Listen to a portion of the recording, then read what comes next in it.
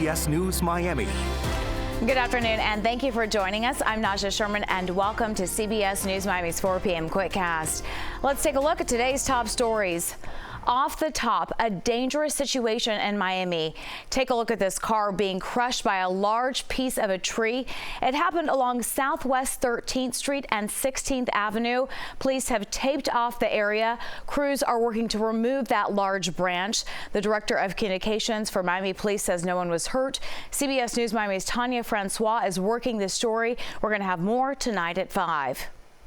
The Martini Bar at Doral City Place is set to reopen tonight. It's after that deadly mass shooting nearly 2 weeks ago.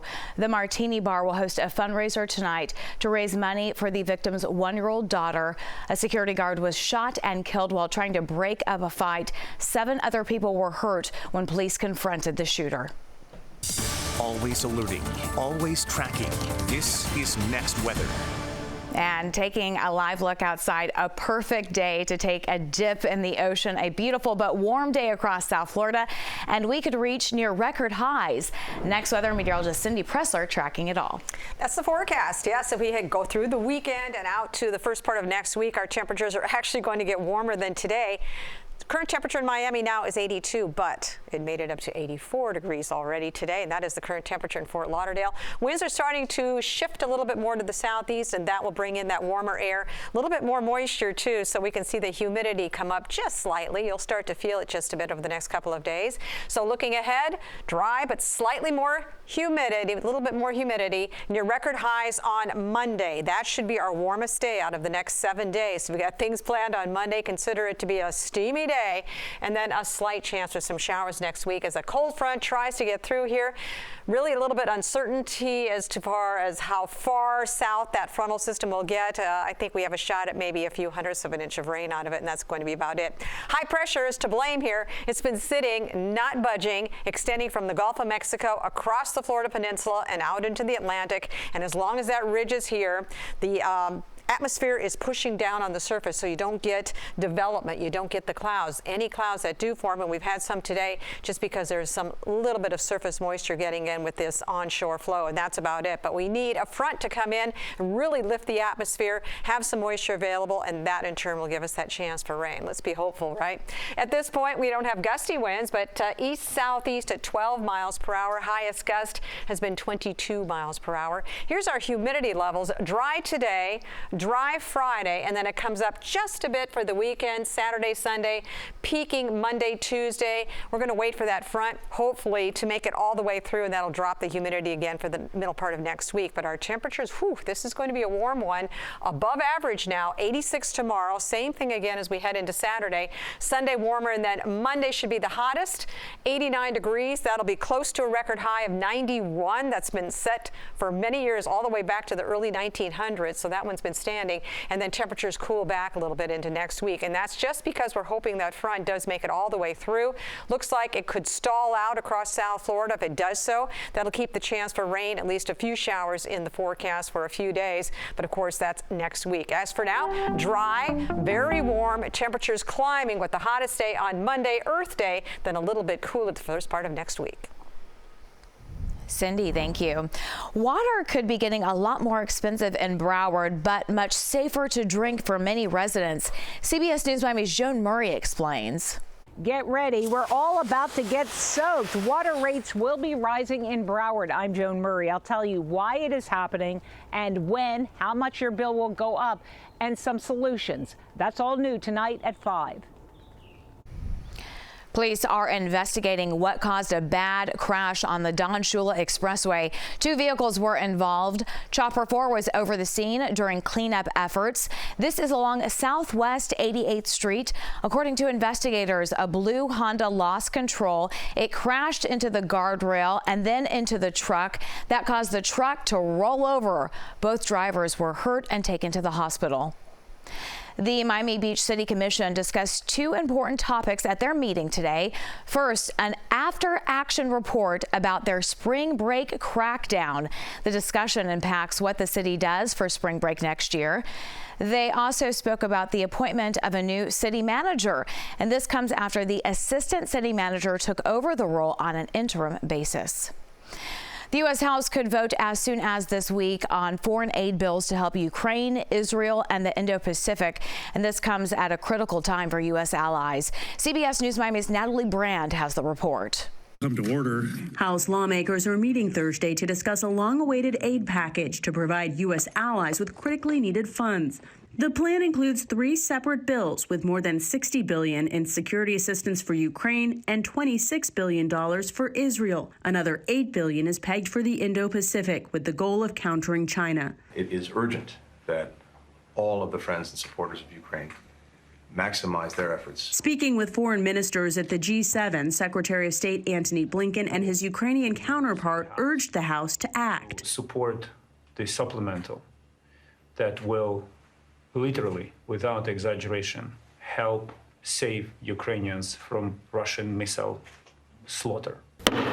House Speaker Mike Johnson is in the difficult position of trying to sell the package to House conservatives. I'm doing here what I believe to be the right thing. I think providing lethal aid to Ukraine right now is critically important. Georgia Congresswoman Marjorie Taylor Greene has already threatened to trigger a vote to oust Johnson over the Ukraine aid. On the other side of the aisle, Democrats are criticizing the speaker for inaction. We knew this moment was coming. He knew this moment was coming. You know, it's never too late to do the wrong thing, but it costs lives, the fact that he's waited so long. President Biden has indicated support for the package. Speaker Johnson hopes by putting separate bills on the floor, it will increase the chance of passage. Natalie Brand, CBS News, Washington. And turning now to the criminal trial of former President Donald Trump, a judge directed journalists not to report employer information for prospective jurors. And this comes on the 3rd day of jury selection. It is for Trump's hush money trial in Manhattan. 7 New Yorkers were selected on Tuesday to serve as jurors. Trump is accusing prosecutors of charging him for political reasons.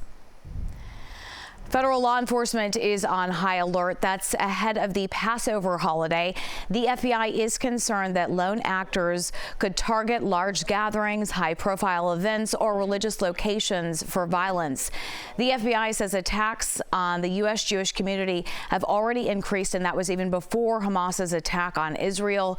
The FBI says hate crimes have tripled. Passover begins at sundown Monday. Now at 4, bad news for the Miami Heat. According to multiple reports, Heat star Jimmy Butler is expected to be out for several weeks. He has a right MCL injury. Butler hurt his right knee in the first quarter last night. Butler's agent says Jimmy is going to the doctor later today. The Heat ended up losing to the 76ers 105-104. The Heat season now comes down to another play-in game.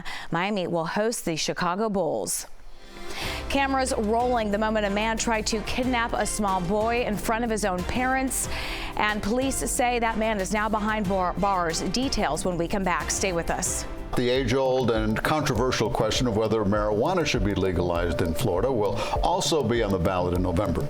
Medical marijuana use is already legal in Florida, but now voters are being asked, should recreational use be allowed as well? If passed, so many questions come to mind. What would be the financial impacts on the state, and where would that money go? Plus, how could it affect safety? CBS News Miami's Chelsea Jones has some answers on the future of marijuana tonight at 5:30.